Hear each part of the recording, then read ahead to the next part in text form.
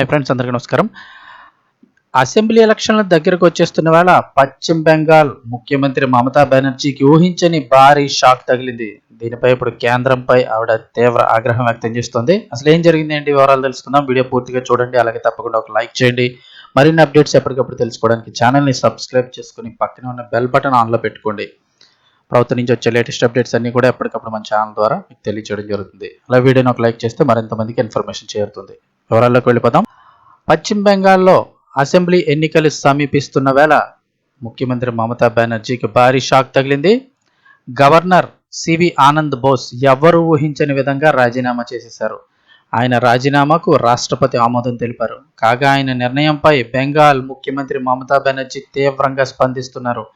ఆయన తీసుకున్న ఈ ఆకస్మిక నిర్ణయం పట్ల తనను తీవ్ర దిగ్భ్రాంతికి గురి చేసిందంటూ సోషల్ మీడియా వేదికగా పేర్కొన్నారు.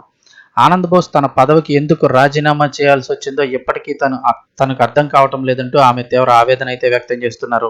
అయితే ఈ ఆకస్మిక రాజీనామా వెనుక రాజకీయ ఒత్తిళ్లు ఉన్నాయంటూ మమతా బెనర్జీ సంచలన ఆరోపణలు చేశారు.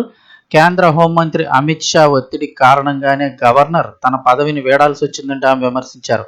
రాజ్యాంగబద్ధమైన పదవుల్లో ఉన్న వారిపై కేంద్రం ఇలాంటి ఒత్తిళ్లు తీసుకురావడం సరికాదంటూ ఆమె ఈ సందర్భంగా పరోక్షంగా అభిప్రాయపడ్డారు. ఇదిలా ఉంటే సరిగ్గా అసెంబ్లీ ఎన్నికల సమయంలోనే ఆయన రాజీనామా చేయడం అనేదానిపై అనేక అంశాలపై కూడా రాజకీయ విశ్లేషకులు అయితే చర్చించుకుంటున్నారు. సో త్వరలో మరి ఎవరు వస్తారు, గవర్నర్గా ఎవరు నియమిస్తారు, ఏంటి ఎవరు ఎన్నుకుంటారు అనేది అయితే తెలియాల్సి ఉంది.